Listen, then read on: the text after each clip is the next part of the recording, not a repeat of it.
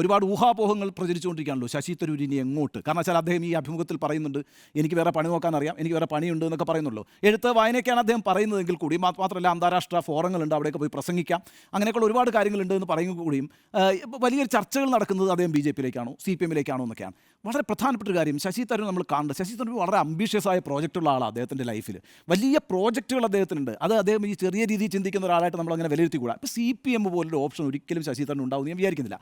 കാരണം എന്താ, C P എമ്മിന് ആകപ്പാടെ ക്ലെയിം ചെയ്യാവുന്ന ഏക സംസ്ഥാനമായിട്ട് കേരളം മാറിയിട്ടുണ്ട്. കേരളം മാത്രമേ ഉള്ളൂ ഇപ്പോൾ അവരുടെ കയ്യിൽ.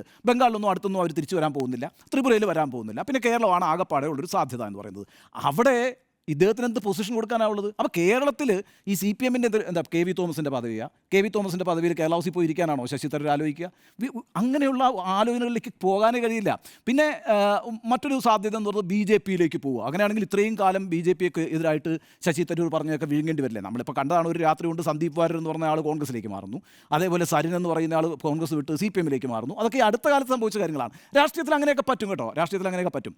അവസരങ്ങളുടെ കലയാണ് രാഷ്ട്രീയം എന്നല്ലേ പറയുക. പക്ഷേ ശശി തരൂർ വലിയ പുസ്തകങ്ങളൊക്കെ എഴുതി, ശശി തരൂരിൻ്റെ ഒരു ആൻറ്റി ഹിന്ദുത്വ നിലപാടുണ്ട് വളരെ ശക്തമായിട്ട് അദ്ദേഹം മുന്നോട്ട് വെച്ചിട്ടുള്ളത്. അപ്പോൾ ആ നിലപാടൊക്കെ പിന്നെ മാറ്റിക്കൊണ്ട് ശശി തരൂർ അങ്ങനെ ബി ജെ പിയിലേക്ക് പോകാനുള്ളൊരു സാധ്യതയുണ്ട്.